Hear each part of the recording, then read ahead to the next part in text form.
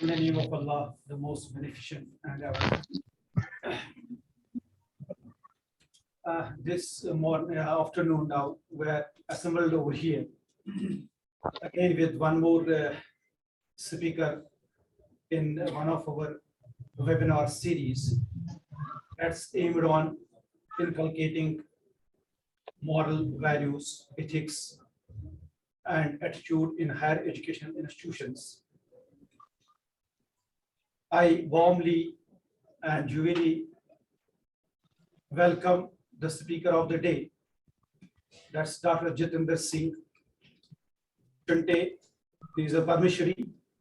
At the same time, I heartily welcome the Honorable Vice Chancellor of SKUAST-Kashmir, Dr. Nazir, who has joined us, and we are humbled by his joining in this afternoon in this session.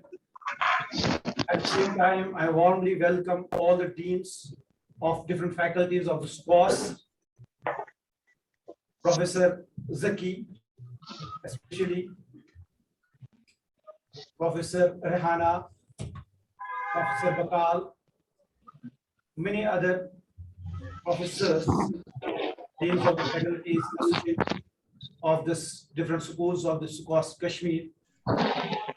And very warmly, I welcome the participants, the students, which are really our strength. And we have initiated this humble program, the SKUAST-K, with the aim to reach out to our students as well as faculty, to see the change in our behaviors and attitudes because of the materialist world. And we have invited so many speakers in this. And today we have one of the important speaker with us. That's the Padmashri, Dr. Jitendra Singh Shunte. I was just looking that it's a shunt that you just go a bit away from, you turn up and you take some other way. And it's Dr. Jitendra who has taken daily a different way in helping the society. Probably Dr. Jitendra Singh, he has been moved by one of the incidents in his life, that in his childhood, he could see some 25 years ago, he could see one person in the graveyard, some collecting those burnt wood. Then Dr. Shunte at that time, at that point of time, he thought that she is basically a thief. But ultimately, he came to know that that person was very poor to get some wood to cremate his son, and was just collecting that wood at the crematorium. And that moved him and changed his whole life. And then he took up this holy job of social work.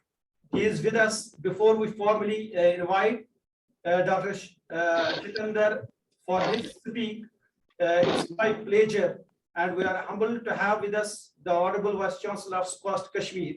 So I will humbly request the Professor Nazir, the Vice Chancellor of this university, for his words of wisdom, please. Unmute yourself. Thank you, Dr. Pampuri. Thank you very much. And I see Dr. Rehana ji is there, and Dr. El Bande Sahab, and maybe many colleagues would be there. And our very special guest, Dr. Jitendra Singh Shanti. Dr. Jitendra Singh Shanti, welcome to SKUAST-Kashmir, though virtually.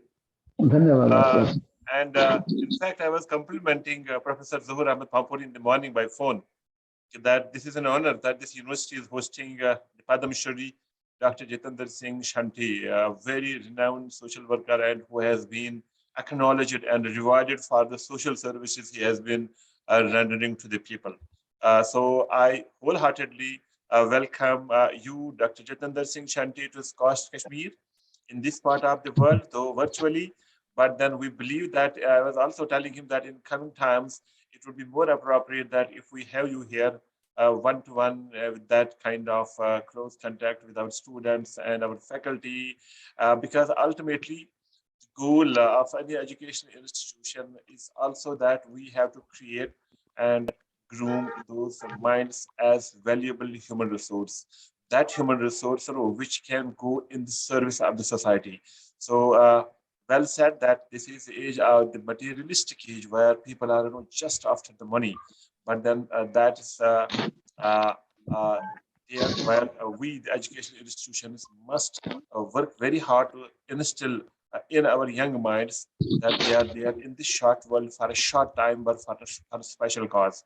And what beautifully and how beautifully we can demonstrate them that cause for which the man has come to the earth.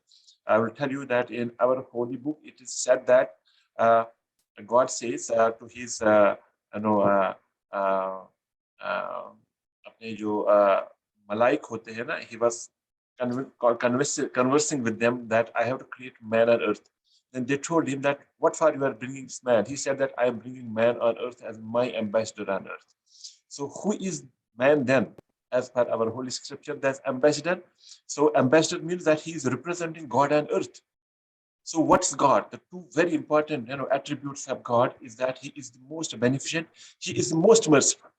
This is what we say. आपने शायद सुना होगा, हम बार बार बोलते हैं Bismillahirrahmanirrahim. So we say the most beneficent, the most merciful. And if we, Dr. Shanti, me, and everybody else is an ambassador of God on earth, that means we must inculcate those attributes of the God, that we have to be merciful, we have to be compassionate, we have to be passionate to our people. And that's how you have demonstrated through your social work, being that ambassador of the Almighty on earth. And that's how the governments have also, the people of this country have also recognized you and awarded you that very prestigious award. And I'm very, I was pleased to just know that the kind of the services which you are rendering. And for example, I may have just donated blood just a couple of times only, maybe 2, 3, 4 times only in my life. But then listening that Dr. Jitendra Singh has donated 100 times his blood, to those needy patients who are otherwise dying.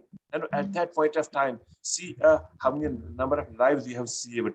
And then those who, because every one of us is not going to be in this world for a long time, but then there are many unfortunate guys who die, but they don't have the ways to be cremated properly. And then there are the Masihas type of Jitendra Singh, Dr. Jitendra Singh, who come on the fore and then and then take it as a mission and a challenge. And especially during the COVID times, I'm going to know that you have tremendously, helped those people who were in distress during those times, very difficult times, and some 4,000 dead bodies, you have cremated. So we salute you, and this university salutes you, salutes your contribution, and also salutes you for this Shaheed Bhagat Singh Seva Dal, which you have established. And I believe the mission is that how do we do things in service of the mankind and humanity.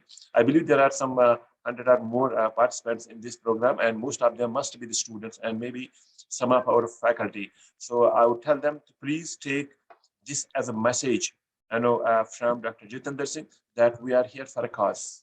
And the cause is that how do we serve the humanity the better.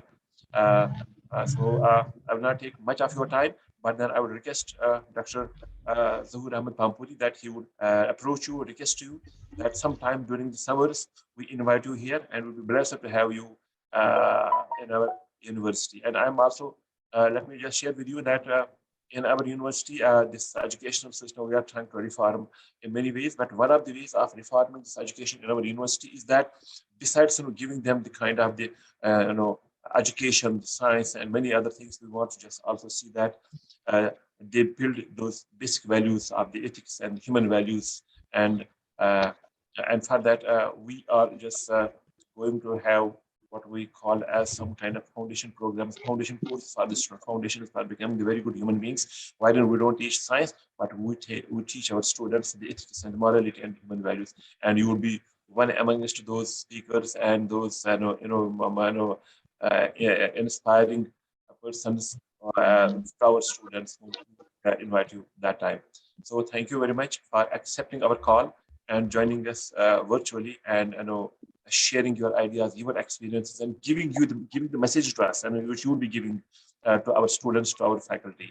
Thank you very much, and thank you all my guys here, my coordinators, Dr. Zuhur Pampuri, Dean Dr. Pandey, Dr. Rihana is here. I see many guys, Farana is here. believe that Dr. Ziki could also be some. I'm not able to see in my small screen, but then they have been doing these, kind of programs in this part of the country, especially during these COVID times. So we had, today we have a special guest, Dr. Jason. I again welcome you. Thank you very much, and thank you all.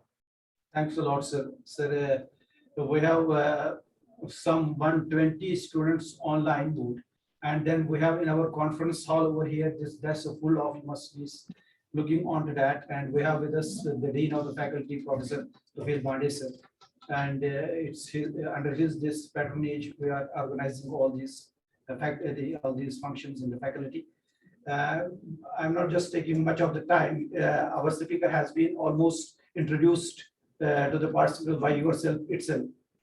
Then there's no need for me, but a little bit that our speaker of the day is named as a brother has been titled as the donor Singh, because he has donated. He's the only person in the world and in the book of records, World Book of Records, that he has donated 100 times the blood.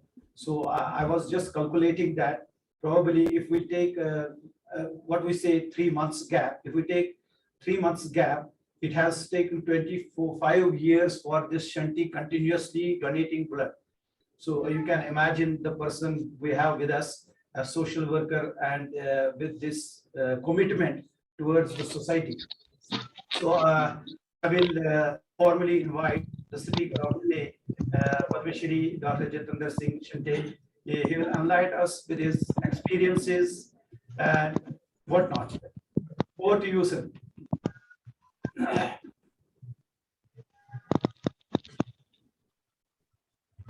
नमस्कार,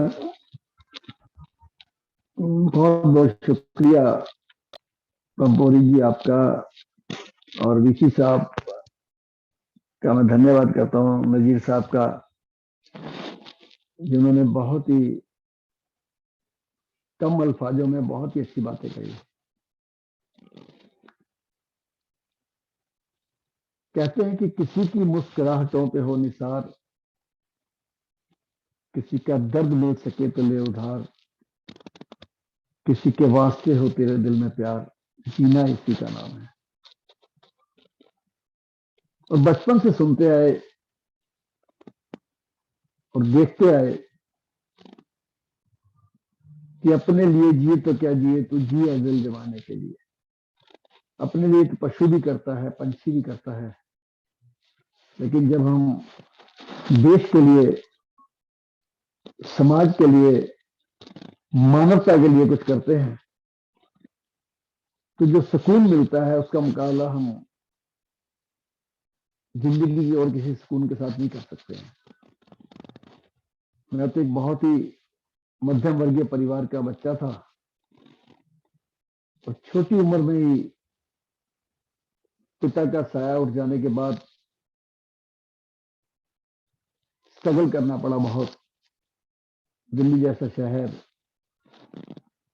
और परमात्मा ने बहुत उसमें कामयाबी बख्शी, और अल्लाह ताला ने मेरी मेहनत को कबूल किया। लेकिन जो मेरे जीवन का बदलाव है वो एक शमशान घाट से हुआ। और कहते हैं कि कभी छोटा सा हादसा किसी के जीवन को बिल्कुल पलट कर रख देता है। वो छाप मेरे दिल पे जो बैठी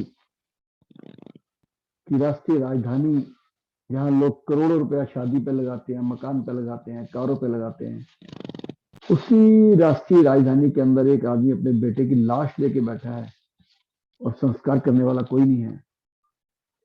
बस उसी दिन बदलाव आ गया मेरे जीवन में। मेरे दोस्तों ने कहा कि ये तो सरकार को करना चाहिए, प्रशासन को करना चाहिए। मैंने कहा हम क्यों नहीं कर सकते? लाइट नहीं आती है तो हम अपने घर में इन्वर्टर का इंतजाम करते हैं ना, पानी मीठा ना हो तो आरओ रखते हैं ना, सिक्योरिटी के लिए सीसीटीवी कैमरे रखते हैं। हम सरकार पे निर्भर नहीं करते, प्रशासन पे निर्भर नहीं करते। बहुत छोटी सी शुरुआत थी। एक शमशान घाट अडॉप्ट किया, 2 किए, 17 किए, एक एम्बुलेंस बनाई, एक शव वाहन बनाया। करते करते आज परमात्मा की कृपा से 30 से ज्यादा मेरे पास व्हीकल्स हैं, डेड बॉडी के लिए और एम्बुलेंस के रूप में। एवं एक तो लेडीज के लिए हमने पिंक एम्बुलेंस अलग से बनाई हुई है, पायलट एम्बुलेंस अलग बनाई है, मोर्चरी डेड बॉडी रखने के लिए खराब ना हो मोर्चरी बॉक्स एम्बुलेंस अलग बनाई हुई है। बस ये करते करते मेरे जीवन का एक बहुत बड़ा सफर जो था जल्दी से कट गया और कोविड में आ गया। मेरे को आपकी पिक्चर दिखाई नहीं दे रही है, क्या आप लाइव पे हैं सारे पंपोरी जी? हम सब देखिए ऑनलाइन भी बहुत सारे और हमारा यहाँ आप देख रहे होंगे एक कॉन्फ्रेंस वहाँ पे हम बैठे हैं। अच्छा, मुझे अब पिक्चर आ रही थी, पिक्चर नहीं आ रही थी आपकी। जी जी ऑडियंस ना हो तो बोलने का मजा नहीं आता ना। ऑडियंस है सर, ऑडियंस है आपके सामने, ऑडियंस आपके सामने है सर। बस जैसे कोविड आया अभी तो प्रशासन ने हमसे संपर्क किया, ऑल डीएम्स, ऑल ऑफिसर्स की शंटी जी जितनी एम्बुलेंस और डेड बॉडी वाला व्हीकल्स आपके पास है वो किसी के पास नहीं है दिल्ली में, तो क्या आप हमारी मदद करेंगे? मेरे कई दोस्तों ने कहा कि शंटी जी बड़ा टफ काम है, ये मौत का मंजर है। मैंने कहा यार इतने साल से सेवा कर रहे हैं देश की और आज इतना भयंकर समय आया है और हम घर में बैठ गए तो हमें हमारा मुल्क कभी माफ नहीं करेगा। हम कोई काम करने हैं, कुछ भी हो जाए। और शुरुआत कर दी पहले वाले दौर में, और शुरुआत ऐसी करी कि 1366 डेड बॉडी पहले ही दौर में हमने उठाई, 1366 और नियर अबाउट 3000 पेशेंट। उससे करते करते हम सब पॉजिटिव हो गए, मैं, मेरे दोनों बेटे, मेरी मिसेज, मेरा स्टाफ और एक ड्राइवर हमारा उसमें आरिफ खान शहीद हो गया। मेरे साथियों ने, ड्राइवरों ने थोड़ी सी घबराहट दिखाई तो मैंने एक ही बात कही, मैंने कहा हमारा किसी मुल्क के साथ झगड़ा हो रहा है और एक साथी को हमारी गोली लग जाती है और वो शहीद हो जाता है, तो अब हमको पीछे भागना है या आगे बढ़ना है? तो बोले कि आगे बढ़ना है। मैंने कहा जी तैयार हो जाइए, अब हमको कोरोना को मारने के लिए आगे बढ़ना है। जिसको घर बैठना है घर बैठ जाओ, जितेंद्र सिंह शंटी और उसकी फैमिली अब पीछे हटने वाली नहीं है, कुछ भी हो जाए। और हम डट के लग गए जी। दूसरा दौर आ गया जी।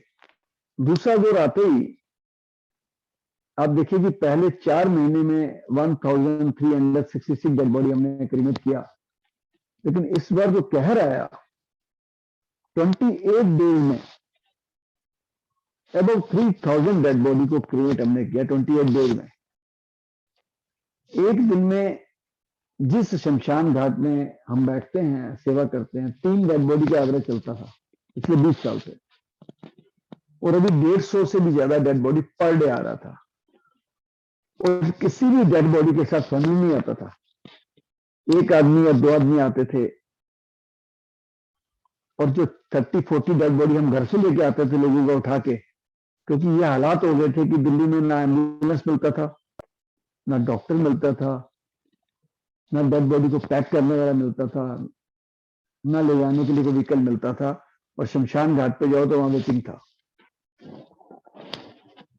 बहुत ही कहर का समय था, लेकिन पता नहीं कहां से शक्ति अल्लाह ताला ने हमको दी, ऊपर वाले ने बख्शिश करी, और मैंने सोच लिया कि मैं घर नहीं जाऊंगा। इन बिटवीन मेरा परिवार दोबारा पॉजिटिव हो गया था। मैंने कहा मैं जाऊंगा तो मैं भी हो जाऊंगा, और मैं शमशान घाट में ही रहने लगा। 22 डेज में या तो एम्बुलेंस में लेट जाता था रात के 1 आधा घंटा, अदरवाइज मैं शमशान में ही रहता था, क्योंकि बहुत भयंकर कहर का समय था ये।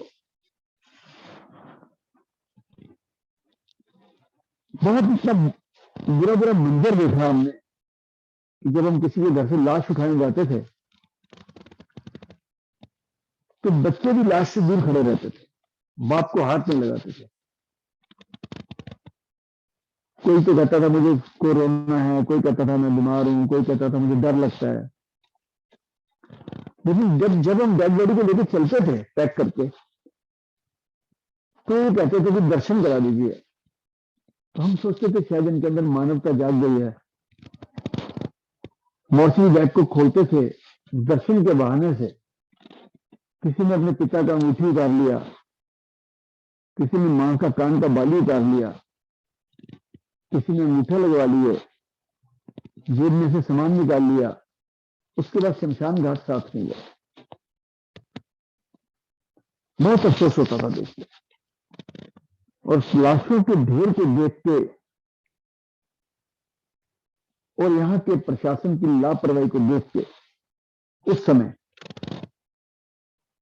मेरे दिल में, दिमाग में अल्फाज आया था, और मैंने बोला भी था वो इस बहुत बड़े चैनल पे, कि आज दिल्ली के अंदर इंसान नहीं मर रहे हैं, इंसानियत मरी है, सच में इंसानियत मरी है।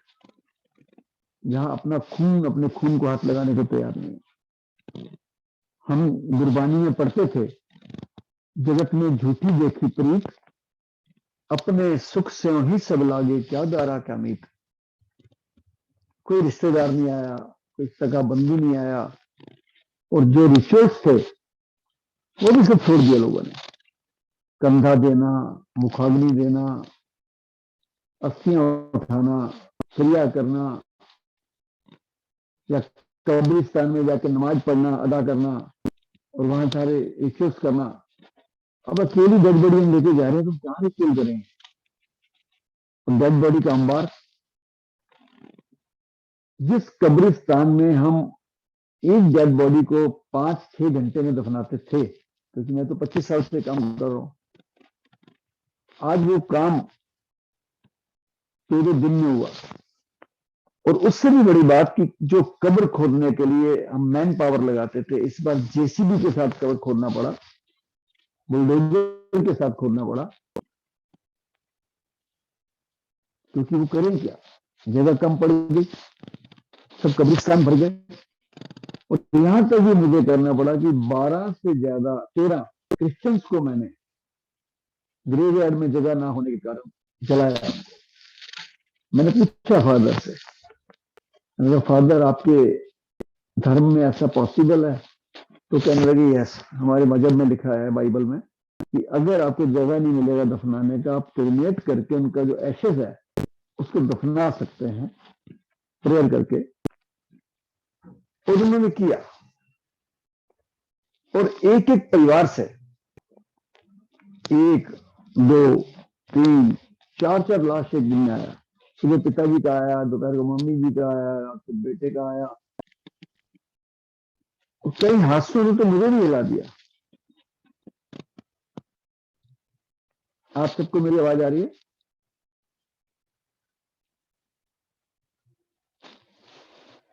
जी सर आ रही है, आवाज आ रही है सर।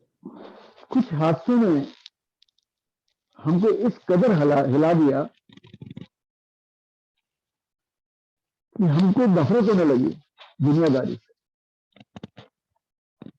एक बच्चा अपने पिता की लाश लेके आता है, 11 साल का बच्चा, अकेला। क्योंकि हमारा एम्बुलेंस गया था, जब एम्बुलेंस किया तो 2-4 मोहल्ले वाले थे, वो भी वहां से भाग गए। लाश को पैक किया हमने, लेके आए। अकेला बच्चा, 11 साल का बच्चा, बताइए 5वीं-6वीं क्लास में पढ़ता होगा। और मेरे गले से मिलके रोया बेचारा, वो बहुत रोया। मैंने बहुत उसको आसरा दिया, समझाया। अब कुदरत का कहर देखिए कि 7 दिन के बाद उसका मां भी मर जाता है, इकलौता बेटा 11 साल का। और मां की लाश लेके जब वो आया, फिर अकेला, कोई नहीं आया उसके साथ। उस वक्त उस बच्चे ने हम सारे शमशान घाट में रहने वाले साथियों को हिला दिया, रुला दिया। मैंने उसको गले से लगाया। उस बेटे ने जो अल्फाज कहे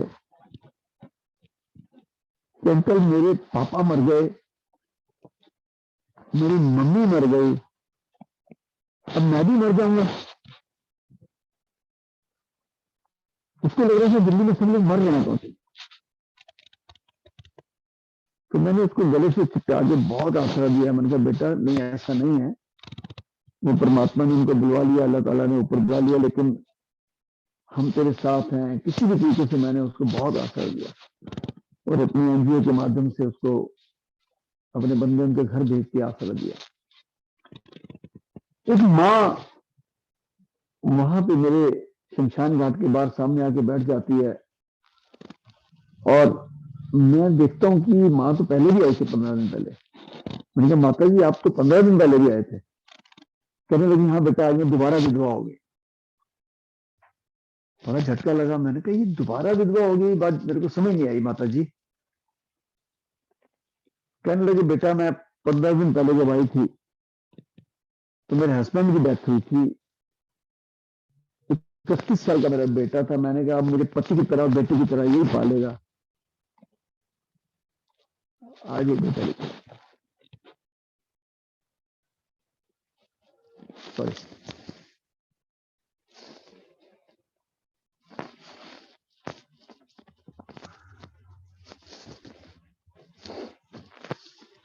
उन हालातों ने झकझोर दिया गया हमको। जब एक बच्ची अपने पिता की लाश को कार में लेके आती है, मैंने कहा बेटा आप मुझे बताते, मैं एम्बुलेंस भेज रहा था। कहते अंकल मैं कल सारी रात अपने पापा को कार में लेके घूमी हूँ, 13 हॉस्पिटल में गई हूँ, किसी ने एंट्री नहीं दी। सुबह 5 बजे पापा कार में डेथ हो गई, ऑक्सीजन खत्म हो गई। और अब सुबह 5 बजे से 8-9 घंटे हो गए हैं, मैं 7-8 शमशान घाट पे जा चुकी हूँ, कहीं पे जगह नहीं। और मैं अपनी कार में लेके आ गया। बहुत भयानक समय था। मुझे बहुत फोन आए जी कि शंटी जी आप मौत से खेल रहे हैं।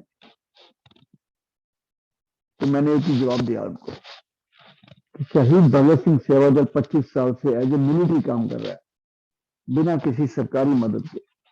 आज तक हमने दिल्ली सरकार या भारत सरकार से कोई फंड नहीं लिया। अपना एक सिपाही भी खो दिया हमने। आज देश के ऊपर इतना भयानक समय आया है तो मिलिट्री का काम है सीमा पे लड़ना। अगर कोई मिलिट्री वाला घर बैठ जाएगा और मर जाएगा तो शहीद भी कहलाएगा।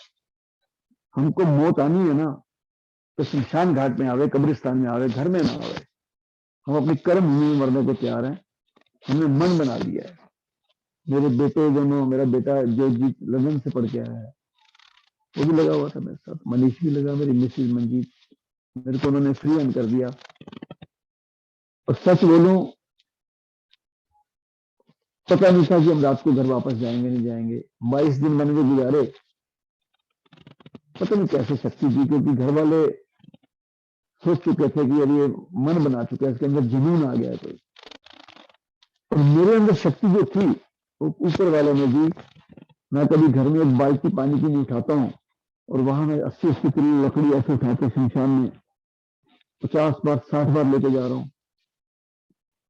कब्रिस्तान में मैं कब्र के अंदर बैठ के दफना रहा हूँ। पता नहीं कहां से शक्ति दे दी ऊपर वाले ने। मेरे के अंदर इतनी शक्ति थी नहीं।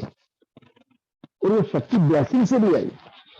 मैं शमशान घाट में दिन संस्कार करा रहा था, उपराष्ट्रपति जी का फोन आया मुझे। इसी प्रकार मुझे अक्षय कुमार जी का फोन आया फिल्म इंडस्ट्री से, धर्मेंद्र जी का फोन आया, आनंद मिंद्रा जी का फोन आया कि शंटी जी सारा देश आपके साथ है, आप डट के सेवा करिए। उससे हौसला बढ़ा। दोहा कतर कोई शहर है, सुना है मैंने। तो एक बहन जी का फोन आया, कहने लगी शंटी जी मैं आपको जानती नहीं हूँ, आप मुझे जानते नहीं हैं, लेकिन आपका हम सोशल मीडिया पे देखते रहते हैं और हमारे यहाँ की महिलाओं ने आज मस्जिद में जाके आपकी खैरियत के लिए इबादत करिए, दुआ करिए कि अल्लाह ताला आपको खैरियत दे और हिम्मत दे। उससे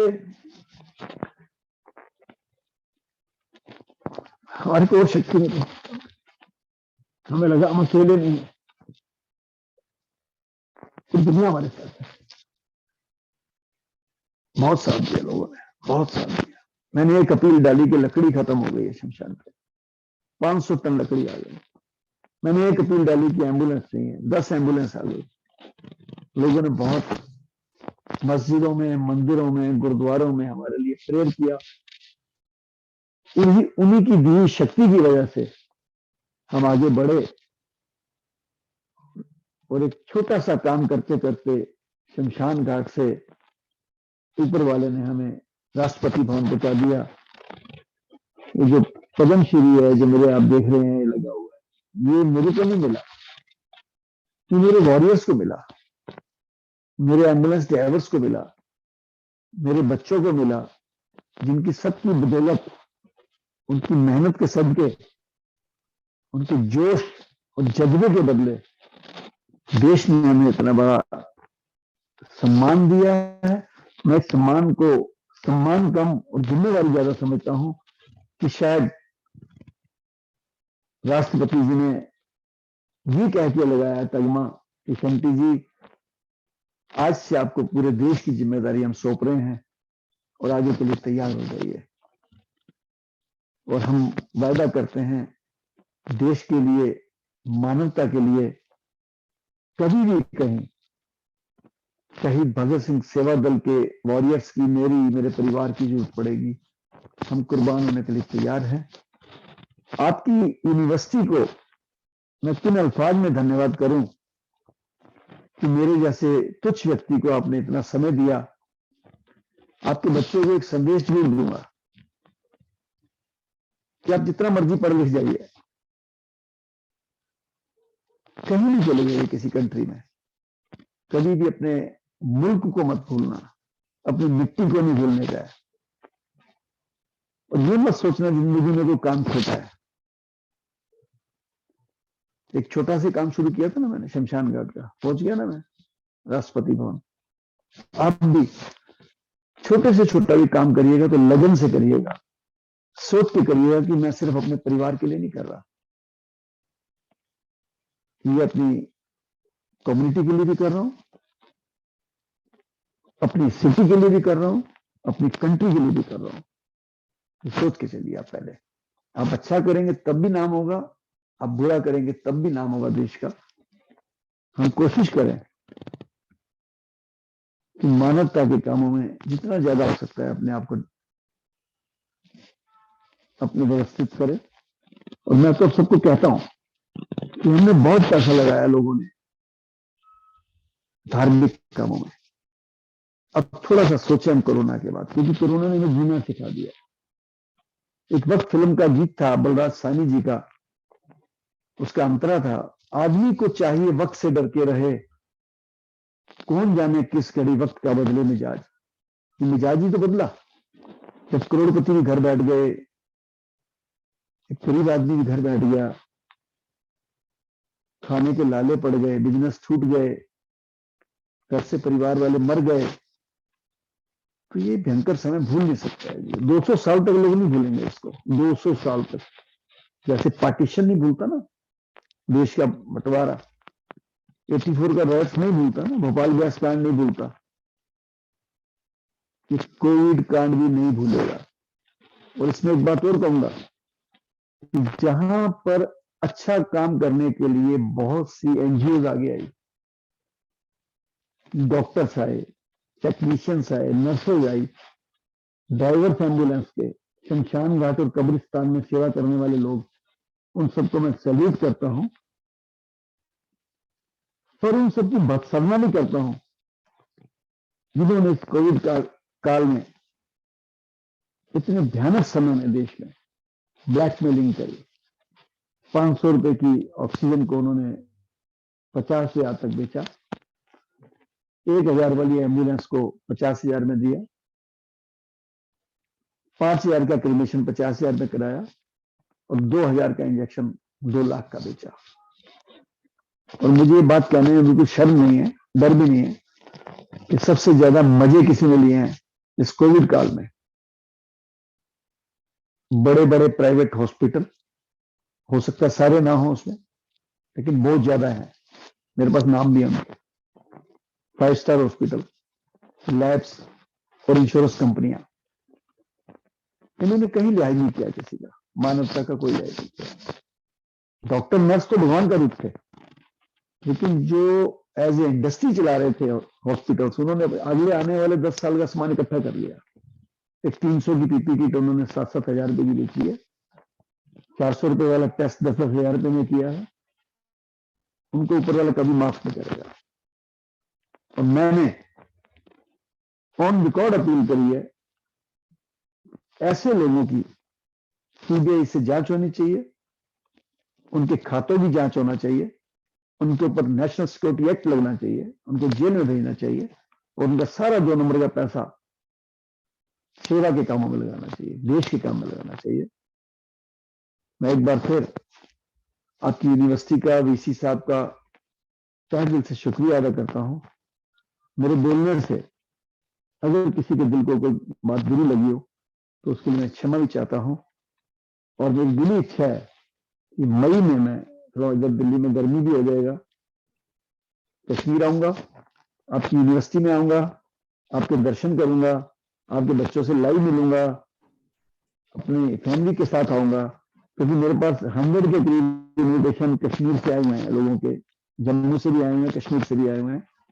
मैं तहे दिल से आपका शुक्रिया करता हूं। आपका कोई भी जानकार दिल्ली में रहता हो, एनसीआर में रहता हो, गुड़गांव, फरीदाबाद, गाजियाबाद वगैरह वगैरह, उनको कभी दुख तकलीफ हो, क्योंकि सबका कोई ना कोई लिंक है दिल्ली में, तो मेरा नंबर है 8750674433, 8750674433। मेरे बेटे का नंबर है 9999979843। अगर आप शहीद भगत सिंह सेवा दल के साथ जुड़ना चाहते हैं, या आप हमारे साथ जुड़ के आप भी समाज सेवा में अपना कंट्रीब्यूशन करना चाहते हैं, तब भी आप इस नंबर से हमसे कांटेक्ट कर सकते हैं। मैं अपनी तरफ से, शहीद भगत सिंह सेवा दल की तरफ से, आपकी यूनिवर्सिटी का, कश्मीर में रहने वाले सभी भाइयों का, बहनों का, बुजुर्गों का तहे दिल से शुक्रिया अदा करता हूं। धन्यवाद। जय हिंद, भारत माता की जय।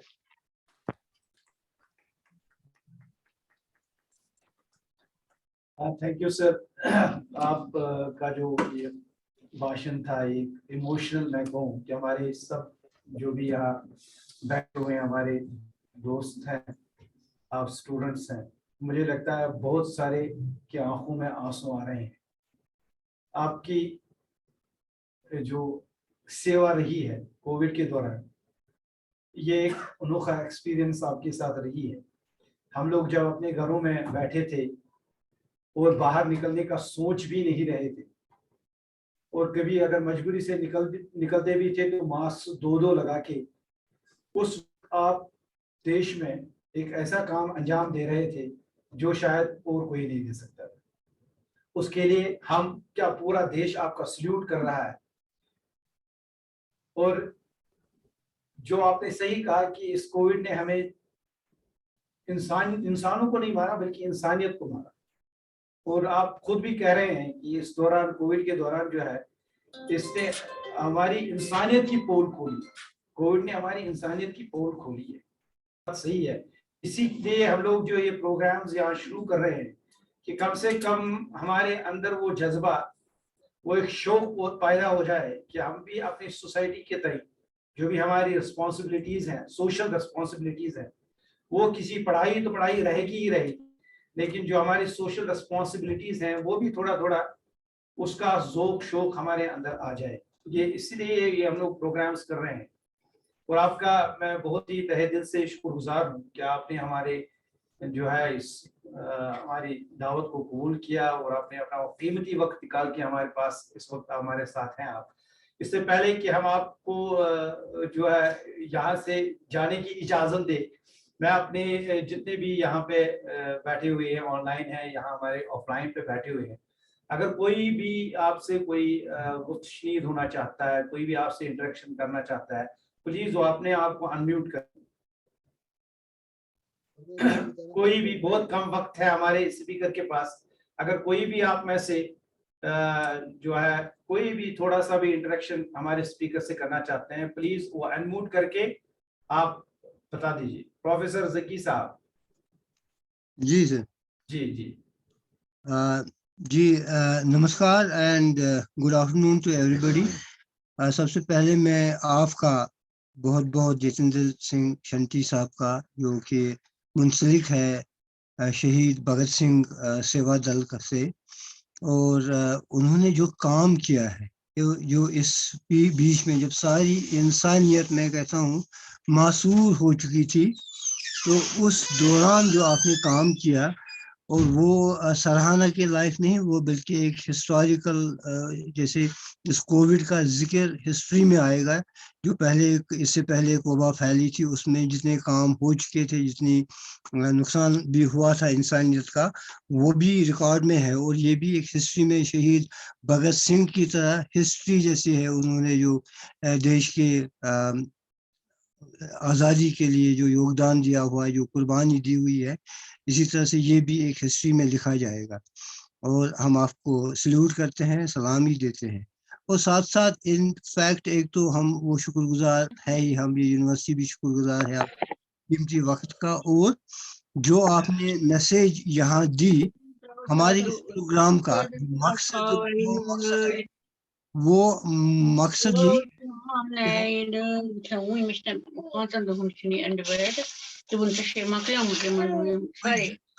कोई डिस्टर्बेंस हो रही बीच में।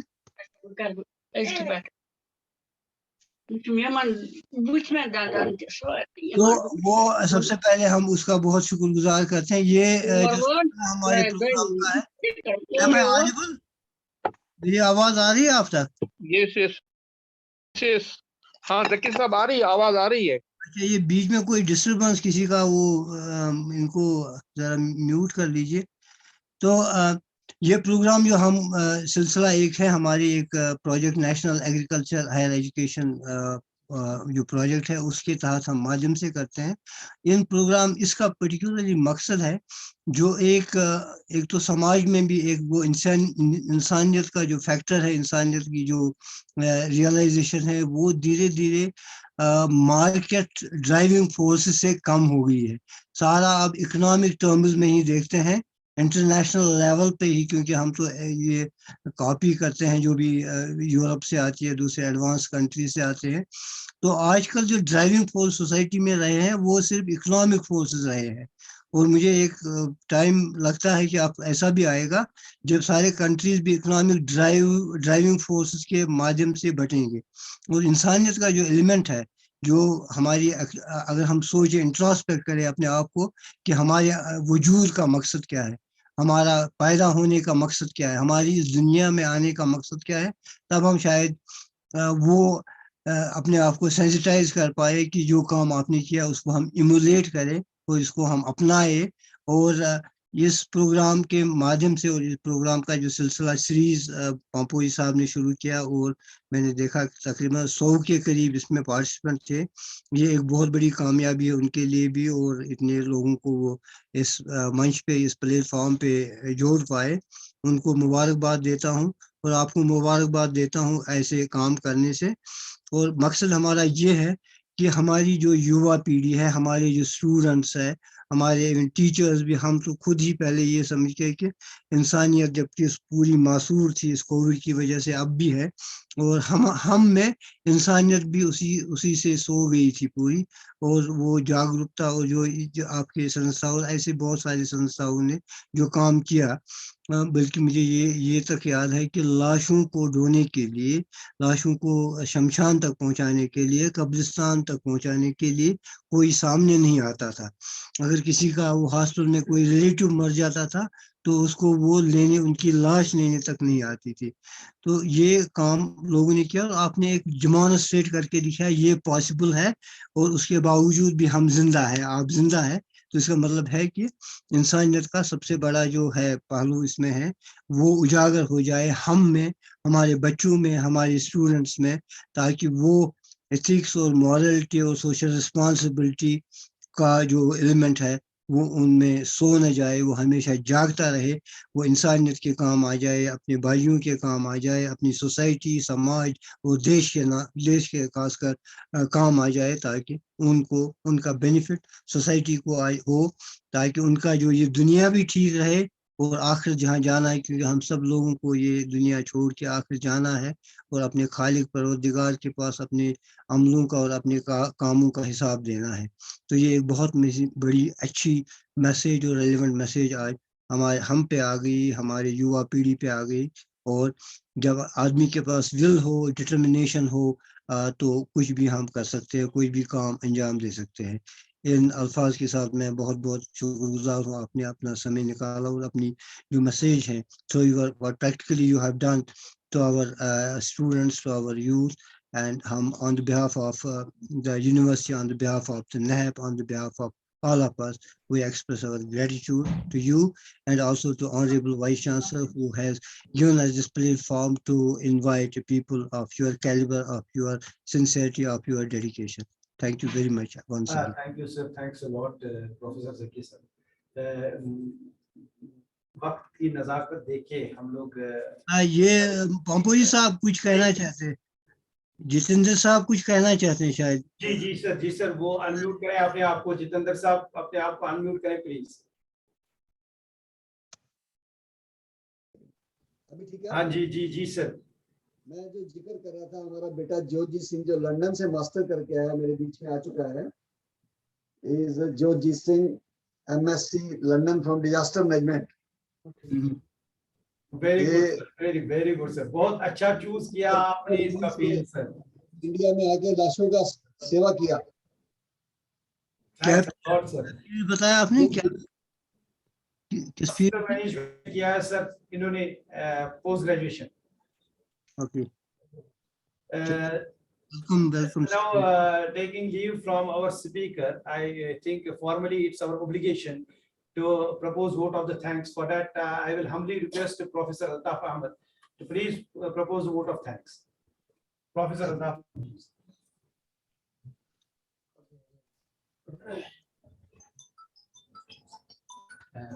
With due regard to the time constraint of our honorable speaker, I, on behalf of the SKUAST-Kashmir, entire fraternity of SKUAST-Kashmir, would like to place on record the thanks to our honorable guest, Dr. Jitendra Singh Shanti Sahab, who can be well, I think, recognized as the COVID warrior. And I am highly thankful on behalf of my university for his encouraging words. I think his activity speaks far better than his words. He has already worked in such a very drastic atmosphere or unfavorable atmosphere. So I am thankful to you, Dr. Shetty sir, for your encouraging words. And I look forward to see you here in the physical mode in future. I will place on record the thanks to the NAH team, Agricultural Higher Education Program, who have been at the forefront of organizing such programs and to inculcate the ethics or ethical teachings in the faculty and the students of this university. And I am again thankful to the audience who have been patient enough and very keen to see that they listen to the speaker. And above all, we are highly thankful to the leader of our university, Honorable Vice Chancellor Sahab, who also happen to be the PA of the NAHIP, under the aegis of which we are organizing such programs, and who has the vision to inculcate the ethical values in the faculty and the students. And I am thankful to one and all. Thank you very much.